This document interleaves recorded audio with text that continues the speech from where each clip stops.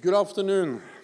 NATO leaders have just taken decisions to transform and strengthen our alliance at this pivotal time for our security. President Putin's war against Ukraine has shattered peace in Europe and has created the biggest security crisis in Europe since the Second World War. NATO has responded with strength and unity, and President Zelenskyy's leadership and courage are an inspiration to all of us. I am pleased that he could join our meeting today. President Zelenskyy made clear that Ukraine relies on our continued support, and our message to him was equally clear. Ukraine can count on us for as long as it takes. Allies will continue to provide major military and financial help, and today leaders agreed to strengthen our support by agreeing a comprehensive assistance package for Ukraine. This includes secure communications, fuel, medical supplies and body armor, equipment to counter mines and chemical and biological threats, and hundreds of portable anti-drone systems. Over the longer term, we will help Ukraine transition from Soviet-era equipment to modern NATO equipment, boost interoperability, and further strengthen its defense and security institutions. All of this shows our commitment to Ukraine's future and that our commitment is unshakable. A strong, independent Ukraine is vital for the stability of the Euro-Atlantic area. Today, at the summit, NATO leaders decided a fundamental shift in our defense and deterrence to respond to a new security reality. We will strengthen our forward defenses. We will enhance our battle groups in the eastern part of the alliance up to brigade levels. We will transform the NATO response force and increase the number of high readiness forces to well over 300,000. We will also boost our ability to reinforce, including with more pre-positioned equipment and stockpiles of military supplies, more forward-deployed capabilities like air defense, strengthened command and control, and upgraded defense plans with forces pre-assigned to defend specific allies. This is the first time since the Cold War that we have these kind of plans with pre-assigned forces. They will work with home defense forces and become familiar with local terrain, facilities, and pre-positioned stocks, so that we can reinforce even faster. Doing more will cost more.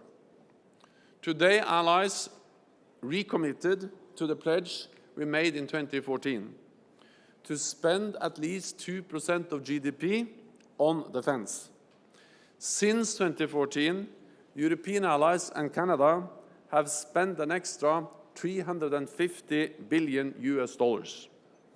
9 allies now reach or exceed the 2% target. 19 allies have clear plans to reach it by 2024. And an additional 5 have concrete commitments to meet it thereafter. 2% is increasingly seen as a floor, not as a ceiling.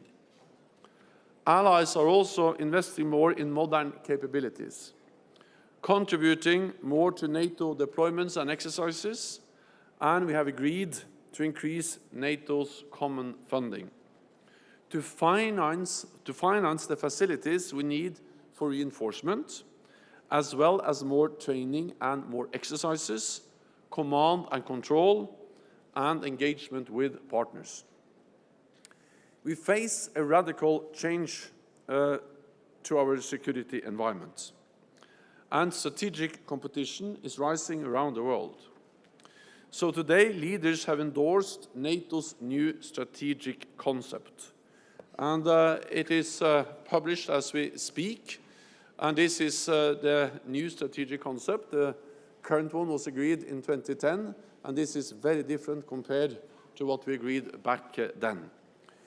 It makes clear that Russia poses the most significant and direct threat to our security. In the current concept, we state that Russia is a strategic partner. In the current concept, we do not mention China with a single word. In this, allies states that China's coercive policies challenge our interests, security, and values.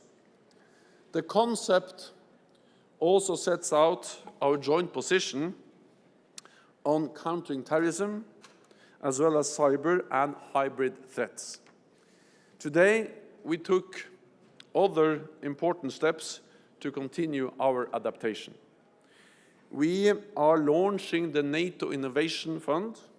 Backed by allies, it will invest 1 billion euros in startups and funds developing dual-use emerging technologies, such as artificial intelligence.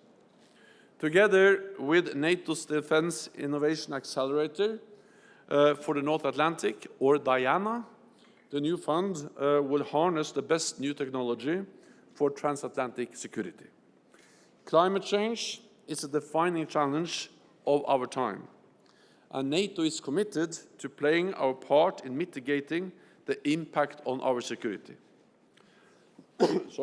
Today, we agreed a new methodology to map military greenhouse gas emissions, and we agreed concrete targets to cut NATO emissions. Our aim is to cut emissions by NATO bodies and commands by at least 45% by 2030 and move towards net zero by 2050. This is an important step for our alliance. We cannot choose between having green militaries or strong militaries. They must be both. So we must maintain our operational effectiveness and readiness as we continue to adapt. In a more dangerous and competitive world, we must work even more closely with like-minded nations and organizations. This afternoon, our Indo-Pacific partners, Australia, Japan, New Zealand, and the Republic of Korea, will take part in a NATO summit for the first time. We will also be joined by the European Union, Finland, Georgia, and Sweden.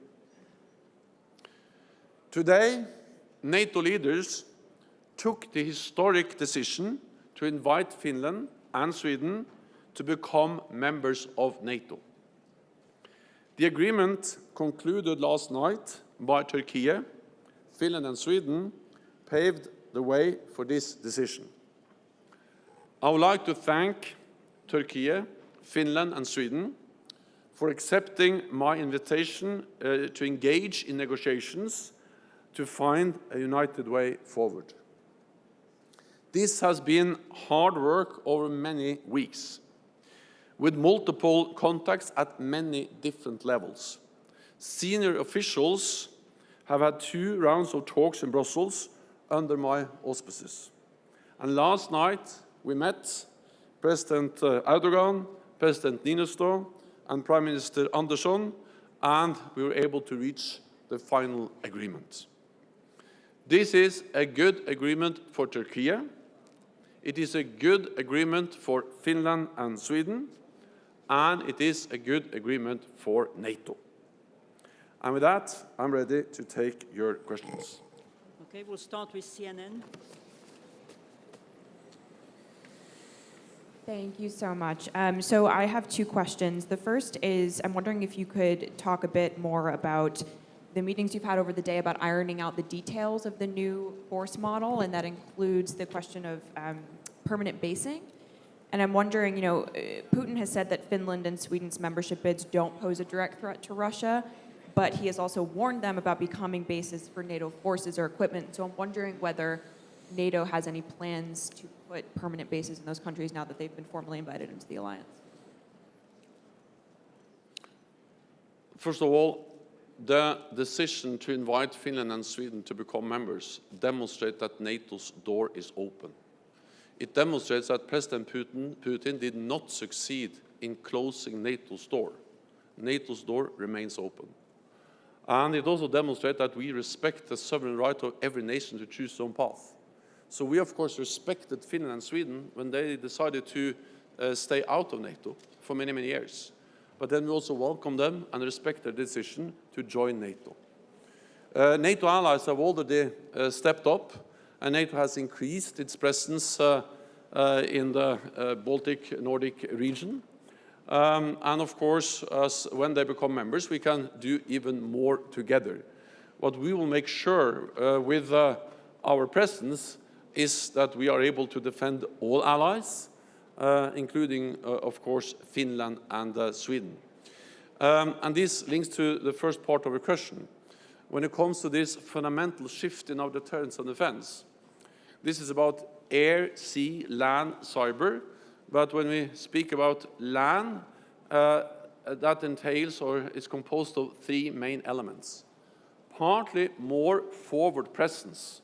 We will enhance, reinforce the battle groups we have already deployed up to brigade levels. So that's more presence, especially in the eastern part of the alliance. The second element is more pre-positioned equipment. We know that actually to move people can go quite fast, but to move heavy equipment, battle tanks, ammunition, fuel, all kinds of supplies, that take time. So if you have that pre-positioned in place, then you can move in very quickly with the personnel. So the second element on top of the increased presence will be more pre-positioned equipment. And then on top of that, we will have for the first time since the Cold War, pre-assigned forces in, of course, their home countries, but these forces will then rotate in and out. They will train, they will learn how to operate together with the home forces, for instance, in the Baltic countries, or in Poland, or other places in the alliance. They will be familiar with the terrain, with the pre-positioned equipment. And for instance, one example of this is what Germany just has announced, that they are now pre-assigning, designating a specific brigade in Germany that will train and, of course, work together with the already German battle group in Lithuania, and with more pre-positioned equipment. Then this German brigade has a specific responsibility and I would say advantages because they have trained there and know the country to reinforce and support Lithuania if needed. So these are the three elements. You can also look at the NATO homepage. You can see more details there in the fact sheet. And then, of course, the announcement by different allies today makes it, also is actually giving substance to the decisions that allies made today. Interfax Ukraine. Thank you, Anna. Yeah, Interfax Ukraine. Happy birthday, Oana. And thank you from all my colleagues for everything you are doing for us. Sorry, Secretary General. Question for you. Coming back to President Zelenskyy address, what kind of reaction was from leaders in the room? Can you give a little bit more on this? What will be the main message to Ukrainian people? Do you think it will be possible for Ukraine then, when this war will be over, to join NATO like Sweden and Finland without membership action plan? Thank you. Well, the message from the leaders in the meeting and in the room was a very strong expression of support.